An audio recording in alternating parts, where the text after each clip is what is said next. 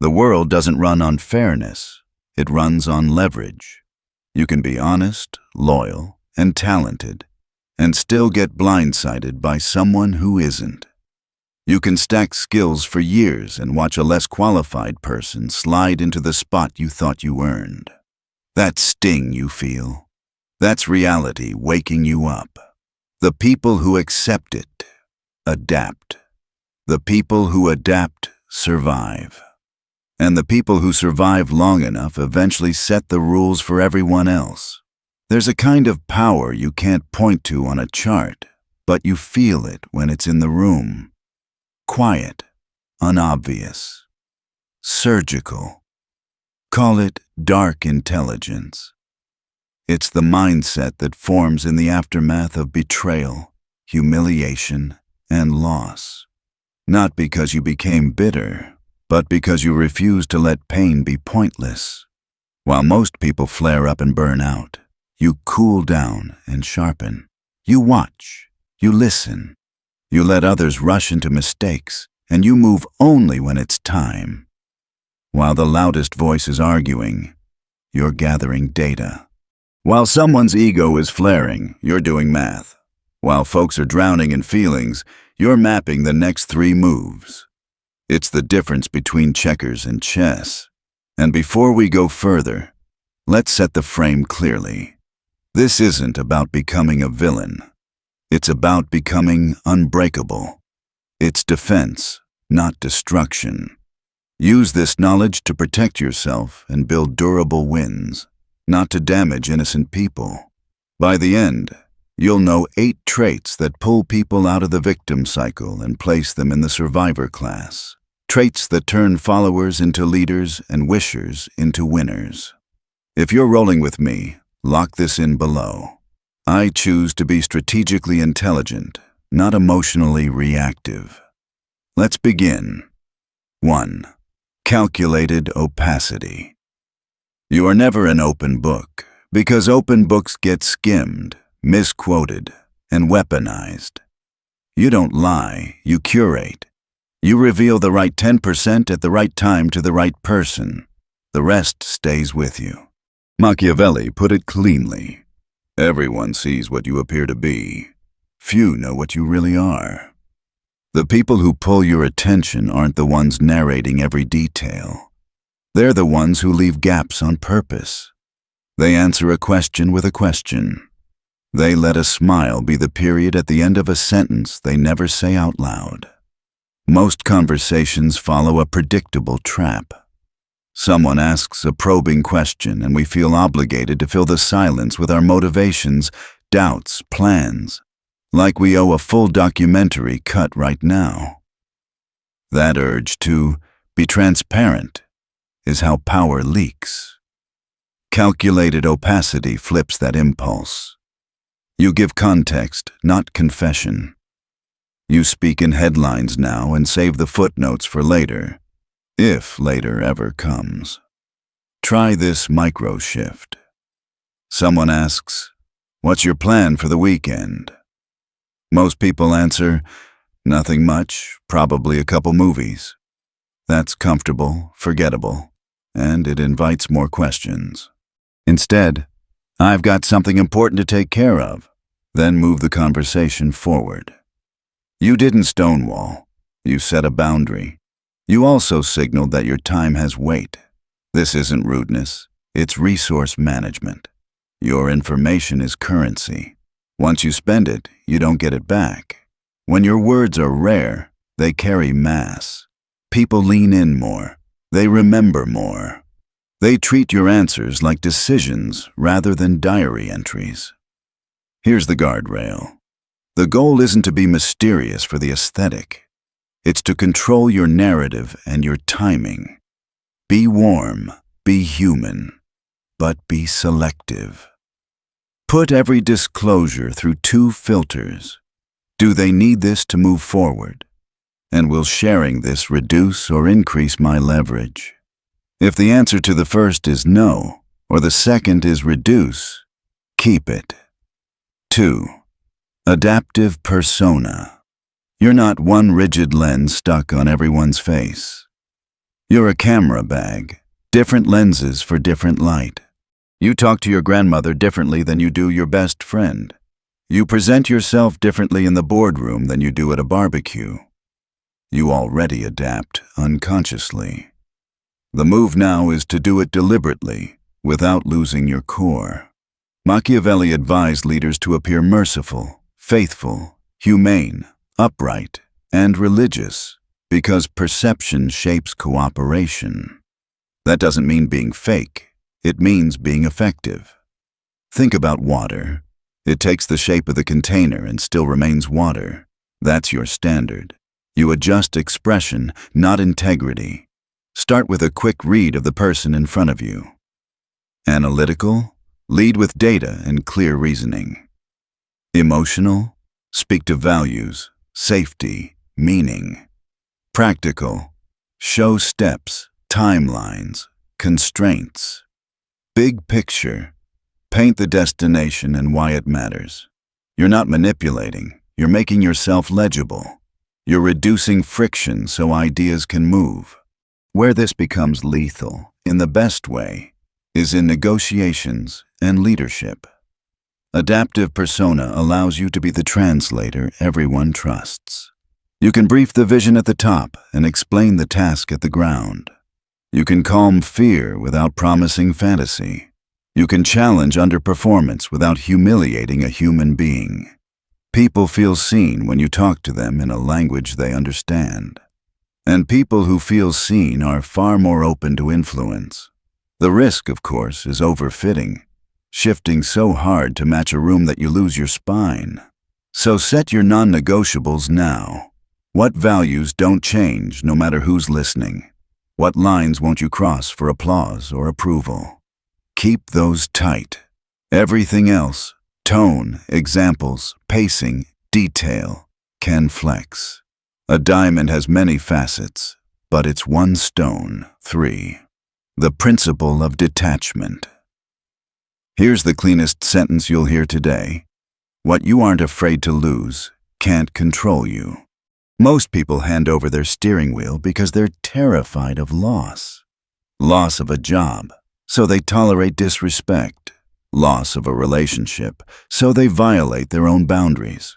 Loss of approval, so they perform a watered-down version of themselves for people who wouldn't bleed for them. Detachment isn't about being cold. It's about being free.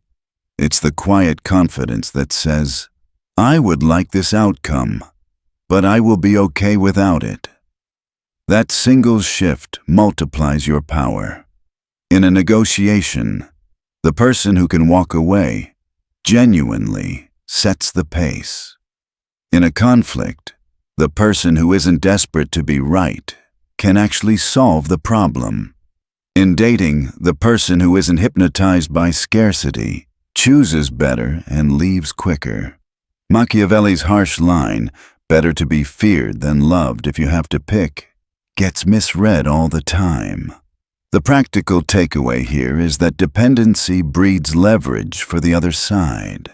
If your self-worth hangs on their yes, they own you.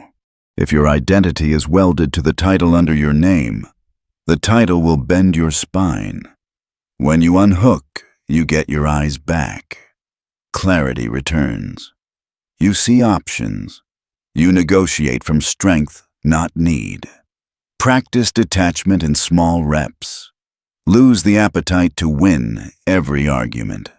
Let someone else grab credit when your long-term play benefits more from peace than spotlight. Be willing to switch tactics when you discover a better route. Watch how people's behavior changes when they sense you can't be baited or bound. Respect shows up where desperation leaves. One warning: detachment isn't an excuse for laziness or apathy. Care deeply, work hard, love people, but hold outcomes lightly. Get attached to the process you control and the standards you live by, not to the approval you can't regulate. Paradoxically, the less you need from any single thing, the more attractive you become to opportunities, partners, and possibilities. 4. Silent leverage. Loud power needs to announce itself because it's insecure. Real power whispers. It rearranges a room without raising its voice. Silent leverage is the art of shaping outcomes with presence, positioning, and patience instead of pressure. In conversation, it looks like mastering the pause. Most people fear silence, so they fill it. And in filling it, they reveal too much, commit too early, or expose the thing they're trying to hide. When you're comfortable letting a beat breathe, your words weigh more when they land. Try it next time you get a hard question. Take a breath. Hold eye contact. Answer calmly. You'll feel the room recalibrate. In negotiation, silent leverage comes from real alternatives, options you don't need to brag about because they're true. You don't threaten to walk, you simply can. The other side senses it. Their tone changes. Terms improve. Why? Because your dependence isn't on them. It's on the outcome you can secure elsewhere. In teams and relationships, silent leverage is earned by being meaningfully useful without waving a flag every time you help. Solve problems. Make people's lives easier. Bring clarity where there's fog. Over time, your name becomes shorthand for "this will get handled." Loyalty grows. Influence compounds. You don't demand a seat at the table. You get called when the real decisions happen. Patience is the multiplier here. Silent leverage pays in delayed dividends. You plant many small seeds, consistent competence, clean communication, reliable follow-through, and let time prove you right. It's not passive, it's disciplined. You forego quick ego wins for compounding trust. Ethically, keep this principle tight. Never use your leverage to trap people in outcomes that harm them. The best power creates better choices for everyone involved. If your influence consistently produces win-wins, you'll never need to shout. People will invite you to lead. 5. Psychological echo. Everyone is broadcasting a quiet signal. Do you see me? Do you understand me? Do you value me? Psychological echo means you tune to that frequency. You reflect back people's real needs and fears, not to trick them, but to serve them and, yes, to gain accurate influence. We don't buy products. We buy permission to feel a certain way. Safe, seen, capable, respected. We don't follow leaders. We follow mirrors that show us a better version of ourselves. Most folks listen to reply. You'll listen to decode. When someone says, "I hate my job," the quick response is career advice. The deeper response is curiosity. Is the real pain a lack of recognition, challenge, or direction? Say what you hear beneath the words, "It sounds like your work isn't using your best strengths," or "Feels like you're carrying more than you're credited for." Now they feel seen. Now trust opens. Now your suggestions have a landing strip. And here's the strategic move. Once you understand their core driver, security, achievement, freedom, belonging, you frame your ideas in terms that click for them. The idea doesn't change. The language does. You're not forcing your map onto them. You're guiding them through theirs. That's influence with integrity. Pick up the signal and mirror it back with precision. Here's a simple framework you can use in any conversation. Content, emotion, meaning. Content.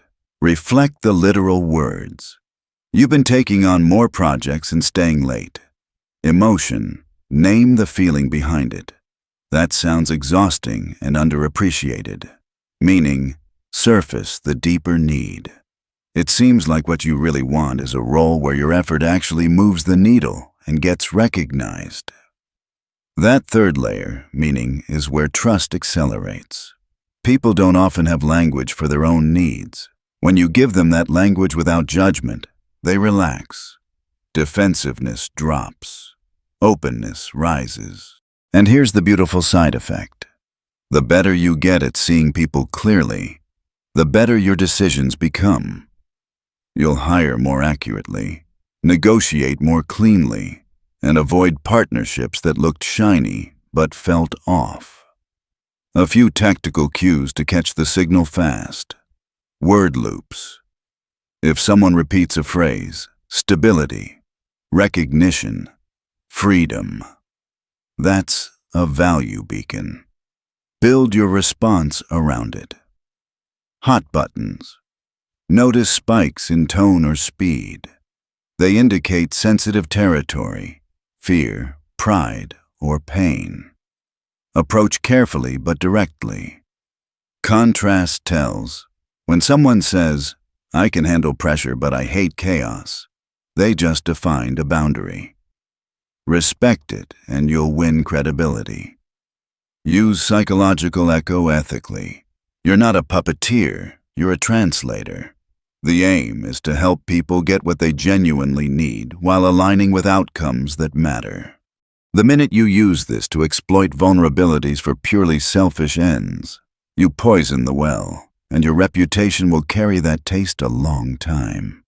Keep your intent clean. Clarity, service, results. Now, let's step into the gray where most people get squeamish and where effective leaders quietly live. Ambiguous morality. Real life isn't a classroom quiz with tidy answers. It's fog, trade-offs, and second-order effects. If you insist on moves that look good but produce harm, you're signaling that appearances matter more than outcomes. That's not moral clarity. That's moral theater. Machiavelli's name gets thrown around as if he endorsed cruelty. That's lazy reading. What he actually understood is context and consequence.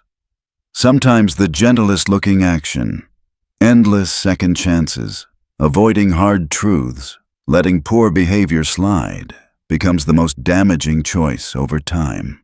And sometimes the harsh-looking action, setting a firm boundary, ending a misaligned partnership, delivering blunt feedback, prevents larger harm and preserves the group. Let's make this practical. The team problem. You discover a team member has been massaging numbers to look good in status meetings. Option A, nice optics. Let's be supportive, give more coaching, avoid conflict. Meanwhile, trust erodes. The honest performers get resentful, and a quiet message spreads. Results don't matter. Optics do. Option B, gray move, good outcome. Confront the pattern, document it, and remove them from any role that can damage clients or the team, even if it stings in the short term. You protect the many by taking decisive action with one. The relationship problem. Your friend is spiraling in a relationship that's stripping their self-respect. Option A, pleasant now, harmful later. Nod, smile, and say, follow your heart. Option B, difficult now, healing later. I love you, and this is costing you too much. Here's what I'm seeing. You accept temporary discomfort to serve long-term well-being. The negotiation problem. Full transparency on every constraint sounds pure, but sometimes it gives the other side the exact leverage to extract an unfair deal that hurts your people. Strategic disclosure, being honest without handing over your entire playbook, can create a fairer outcome for everyone who depends on your decision. Ambiguous morality is not licensed to do anything. It's permission to prioritize consequences over cosmetics within clear boundaries. You need those boundaries written down, and you need them before emotions and pressures start pushing you around. Try this 3-part code. 1. Non-negotiables. Lines you will not cross under any circumstance. Maybe that's lying about material facts, harming innocence, or violating promises you explicitly made. Put these in ink. 2. Trade-off principles. When goals collide, speed versus Quality, loyalty versus performance, privacy versus safety. How do you decide? Write your weighting rules now. For example, when integrity and profit conflict, integrity wins. When individual comfort and team safety conflict, team safety wins. 3. Accountability plan. Who checks you when your righteous story is actually self-serving? Build a small circle that has permission to challenge your justifications. We're all great defense attorneys for our own behavior. You need a prosecution side too. Here's another nuance. What's right can shift with zoom level. At one zoom, you're protecting a person's feelings by avoiding a tough conversation. Zoom out, and you're enabling a pattern that will wreck the team, the product, or the family later. At one zoom, holding onto an underperformer looks compassionate. Zoom out, and you're stealing opportunities from people who would carry the weight honorably. So, how do you operate in the gray without turning gray inside? A few anchors. Bias toward truth. You may withhold timing or tactics. You never fabricate reality. Strategic silence is different from deception. Keep that distinction sharp. Least harm, most good. If multiple paths achieve the outcome, choose the one that preserves dignity and minimizes collateral damage, even when you must be firm. Own the cost. If a tough call creates pain, don't hide behind policy. Say, I made this decision. Here's why. Here's what I will do to support those affected. Leaders absorb shock. They don't outsource it. And remember, ambiguous morality lives on a spectrum with two cliffs. On one side, performative purity, moves that look saintly and sabotage outcomes. On the other, cynical opportunism, moves that win now and rot everything later. Your lane is in the middle. Principled pragmatism, a few real-world scripts to keep handy. Ending a role cleanly. I'm responsible for outcomes and for the people who depend on them. This role requires X, and right now we're not meeting it. I'm ending this chapter. I'll help you transition with Y and Z. Delivering hard truth. I'd rather risk you being upset with me today than watch you be hurt worse 6 months from now. Here's what I'm seeing, and I'm here to help if you want it. Negotiation with backbone. I won't disclose internal constraints, but here's what I can commit to, and here's what I need in return for us to ship something excellent. Notice the pattern. Clarity without cruelty. Firmness without theatrics. Responsibility without apology for having standards. One last lens. Ethics at 3-time horizons. Short term. Does this action treat the people in front of me with dignity right now? Mid-term. Does it improve the health of the system, team, family, community over the next year? Long-term. Does it align with the kind of person I'm becoming and the culture I'm building? If a move fails the long term, it's usually a bad move dressed in urgency. If it passes all three, do it, even if it doesn't win you applause today. Ambiguous morality will make some people uncomfortable because it exposes the gap between brand and behavior. That's fine. You're not building a brand. You're building a life that works. And when the results are durable, strong teams, clean products, honest relationships, the same people who muttered will come asking how you made the hard things look simple. Hold this. You don't owe the world theatrical innocence. You owe the people who count on you real outcomes delivered with real care. That's the gray done right. Up next, we'll move from what you hold back to how you reveal, on purpose. Because in an age of oversharing, the person who chooses when and how to be seen holds the advantage. Let's move into the next weapon in your arsenal. What you choose to reveal, and more importantly, what you choose not to. 7. Controlled exposure. In a culture where everyone live streams their breakfast, their arguments, and their insecurities, the rarest commodity is restraint.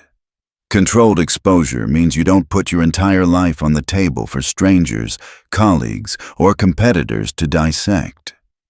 You're intentional with what you share, when you share it, and why. Machiavelli warned, "Men are so simple of mind and so much dominated by their immediate needs that a deceitful person will always find plenty who are ready to be deceived." Translation: people consume information without checking twice.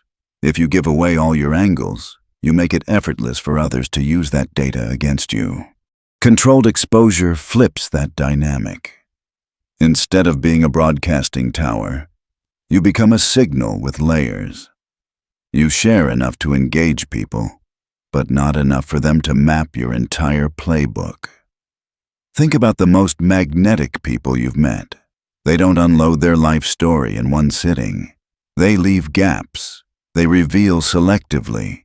They let curiosity do the heavy lifting. That's the psychology behind this move, the curiosity gap. The human brain hates unfinished puzzles. When someone senses you're holding something back, they lean in, they imagine, they speculate, and often they overestimate you, which is to your advantage. Practical application? Start with work. If you're starting a new role, don't showcase all your skills in week 1. That makes you look like a peak performer who plateaued early. Instead, reveal strengths progressively. Each time your manager or team discovers something new about you, it feels like growth. You become the person who always seems to have another level. In negotiations, controlled exposure is even more critical. Never show your full deck of priorities. If you lay out every constraint and every deadline, you lose leverage instantly. Keep certain details in reserve until timing demands them. Silence can be a stronger negotiation tactic than any clever argument. Now let's talk social life. Controlled exposure doesn't mean being cold or robotic. It means matching your level of disclosure to the relationship and to the trust that's been earned. Your best friend gets a different level of detail than an acquaintance. Your partner gets a different layer than your coworkers. Oversharing collapses those boundaries and dilutes intimacy. Timing is another dimension. The same piece of information can either elevate you or sink you depending on when it's revealed. For example, bragging about an accomplishment in the wrong moment makes you sound insecure, but mentioning the exact same achievement months later, in the context of solving a problem, makes you look like the hidden expert who steps up at the perfect time. Also, remember your digital footprint. Every photo, comment, or post becomes a permanent tile in the mosaic of your reputation. Overshare online, and you hand free ammunition to people who don't have your best interest at heart. Smart players curate their digital presence with the same discipline they curate their wardrobe. Everything you put out should serve a purpose, not scratch an itch. The principle is simple. Information revealed cannot be unrevealed. Once it's out forever, which means the power lies in holding back, not in dumping. So how do you balance controlled exposure with authenticity? Think of it like a fire. A fire gives warmth, light, energy, but it's still contained within a boundary. You don't burn down the house to prove you're real. You let the fire glow just enough for the right people to feel it, while keeping the blaze under control. Now, let's push into the final, and maybe the sharpest, edge of dark intelligence, the one that separates dreamers from executors. 8. Outcome obsession. This is where we cut away all the noise. You're not here to look smart. You're not here to win every debate. You're not even here to feel good about your process. You're here to get results. Period. Machiavelli wrote, "The promise given was a necessity of the past. The word broken is a necessity of the present." Harsh? Yes. But the core point is this: life rewards execution, not intentions. People who obsess over outcomes understand that the scoreboard matters more than the applause. Think about how most people argue. They treat it like a debate stage, point by point, proving they're right, trying to humiliate the other side. They get so wrapped up in being correct that they forget the actual goal, whether that's changing someone's behavior, protecting a relationship, or reaching a deal. Being right isn't the win. Creating the result is. Outcome-obsessed people walk into every conflict asking one question: what do I want to come out of this with? That clarity shifts the whole game. Maybe you don't need to prove them wrong. Maybe you just need them to try a different behavior. Maybe you don't need to win the argument. Maybe you just need the relationship to survive it. That's strategy, not ego. Professionally, outcome obsession separates busy workers from effective ones. Busy workers chase activity. They stay in motion so they look valuable. Effective workers chase outcomes. They cut through clutter and deliver what actually matters. They understand the 80-20 principle. 20% of effort creates 80% of results. And they focus ruthlessly on that 20%. This creates what I call strategic laziness. To the outside world, outcome-obsessed people sometimes look like they're doing less, but behind the scenes, they're doing exactly what counts and ignoring everything else. That's not laziness, that's intelligence in motion. Here's another layer: flexibility. Outcome-obsessed people aren't attached to methods, they're attached to goals. If strategy A stops working, they pivot to strategy B without ego. Most people cling to their original plan because abandoning it feels like failure. But if the plan isn't moving you forward, doubling down isn't persistence, it's self-sabotage. Now, there's a danger here. If you chase outcomes without guardrails, you risk turning ruthless in ways that corrode trust and integrity. So you have to build ethical boundaries into your definition of success. Results matter, but so do values. Winning at the cost of your character is just a longer, slower way to lose. Ask yourself, what outcomes matter in all three dimensions: personal, professional, and relational? Define them clearly. Then build your system to prioritize those and starve distractions. The beauty of outcome obsession is reputation. Over time, people stop seeing you as someone who just talks. They see you as someone who delivers. That reputation will draw better opportunities, stronger allies, and bigger responsibilities straight to your door. So, let's recap. You've now got 8 traits that make up dark intelligence. 1. Calculated opacity, saying less, gaining more. 2. Adaptive persona, flexing your expression without losing your core. 3. Detachment, refusing to be chained by fear of loss. 4. Silent leverage, shaping outcomes without noise. 5. Psychological echo, becoming the mirror people trust. 6. Ambiguous morality, choosing outcomes over optics within your code. 7. Controlled exposure, revealing on your terms, never on demand. Chapter 8. Outcome obsession, cutting through noise to get results. Knowledge is useless if it just sits in your head. You now know the 8 traits of dark intelligence, but until you practice them, they're just words on a page. So let's talk about application, about how you bring these traits into your daily life without getting overwhelmed. The mistake most people make is trying to flip all 8 switches at once. That only leads to burnout and frustration. Instead, treat these traits like muscles. Pick one. Train it consistently for a short period. Then rotate. Over time, they'll become second nature. Let's break this down.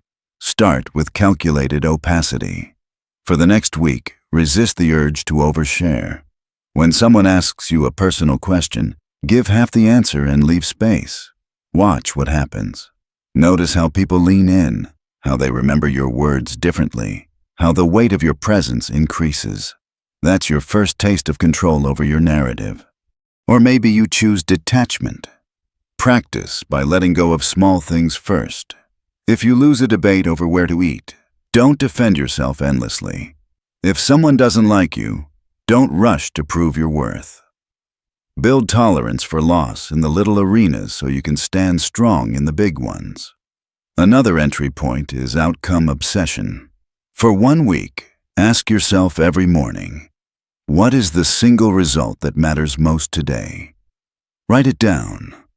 At night, measure your day by whether you achieved it, not how busy you looked, not how many boxes you ticked, but whether you created the one result that truly mattered. Whichever trait you pick, practice it deliberately for 7 days. Don't overthink. Don't try to master all 8. Build slowly, layer by layer. Here's the paradox. The more you internalize these traits, the less effort you'll need to apply them. They'll stop feeling like strategies and start feeling like your natural reflexes. Now, before we close, let's revisit the warning that matters most. Power without responsibility is poison. Every one of these traits can be twisted. Calculated opacity can become lying. Adaptive persona can become fakery. Detachment can slide into coldness. Silent leverage can mutate into manipulation. Psychological echo can be exploited to prey on people's insecurities. Ambiguous morality can excuse cruelty. Controlled exposure can become isolation. Outcome obsession can justify betrayal. The line is clear. Use these tools to protect yourself and to create better outcomes, not to exploit. That's the difference between becoming a villain and becoming someone who simply refuses to be a victim. Think back to the opening. The world isn't fair. Some people will betray you. Some will take what you earned. That's not paranoia. That's pattern recognition. But you now hold the operating manual for survival, for influence, for turning pain into strategy. Dark intelligence isn't about dominating others. It's about mastering yourself so you can't be dominated. It's about seeing through illusions, protecting your energy, and guiding outcomes with precision. When you carry this mindset, manipulation bounces off you. Threats lose their sting. Chaos becomes just another puzzle to solve. That makes you dangerous, not in a destructive sense, but in the sense that people can't play you. They can't break you. They can't own you. And that kind of presence changes every room you walk into. But again, the question remains, what kind of dangerous will you be? The world has plenty of predators who weaponize intelligence to harm. That's not what we need more of. The world also has plenty of naive people who get eaten alive because they refuse to see the game. That's not who you want to be either. The rarest type, the one who rises above, is the person who understands the game but refuses to play it dirty. Someone who can spot manipulation, sidestep traps, and protect themselves and others. Someone who uses intelligence as a shield first, then as a tool to build. That's the path. So ask yourself, which trait will you start with? Which one already lives in you, waiting to be sharpened? Which one, if you practiced it for the next 7 days, would shift your confidence and your results the fastest? This is where knowledge becomes transformation. You've now walked through the 8 traits of dark intelligence, step by step. But the real shift happens when you stop treating this as theory and start seeing it as daily practice.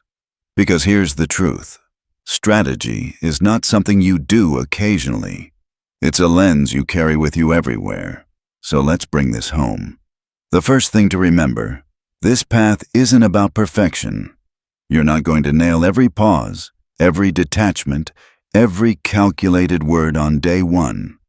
You'll slip. You'll overshare when you should have held back. You'll argue when you should have detached. That's fine. The key is awareness.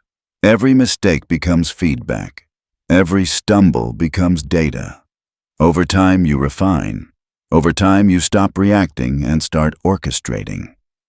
Second, dark intelligence is not about harming. Yes, the world is unfair. Yes, betrayal happens. But using these tools to hurt others corrodes you from the inside.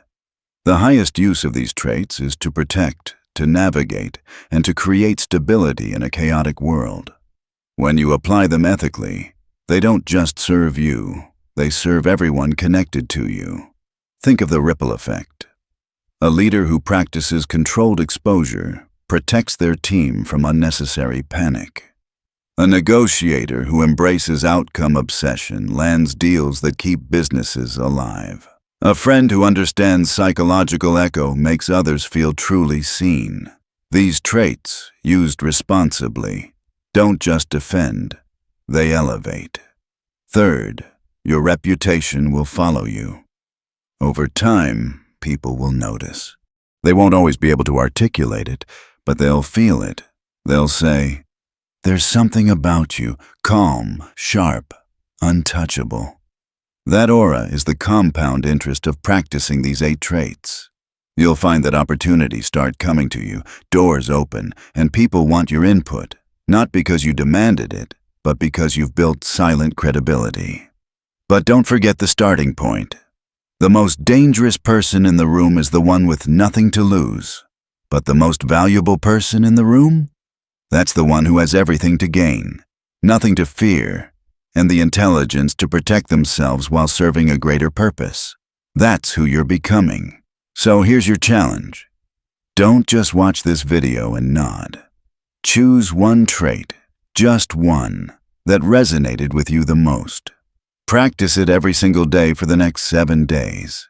Pay attention to how people react to you. Notice how it feels when you move through the world with strategy instead of reactivity. Write down your reflections each night. Then, when it feels natural, add the next trait. Layer by layer, you'll transform. And I'll leave you with this final reminder. True intelligence isn't about being the smartest person in the room. It's about being wise enough to use what you know for something bigger than yourself. Strategy without ethics is manipulation. Strategy with ethics is mastery. If this video gave you a new perspective on power, hit that like button. It helps the channel grow and reach more people like you. If you want more on psychology, strategy, and the hidden rules of human behavior, subscribe and ring the bell so you don't miss the next lesson. And drop a comment below. Which of these 8 traits do you see in the most successful people around you? And which one are you going to start practicing today? Until next time, remember this: stay strategic, stay ethical, and stay powerful.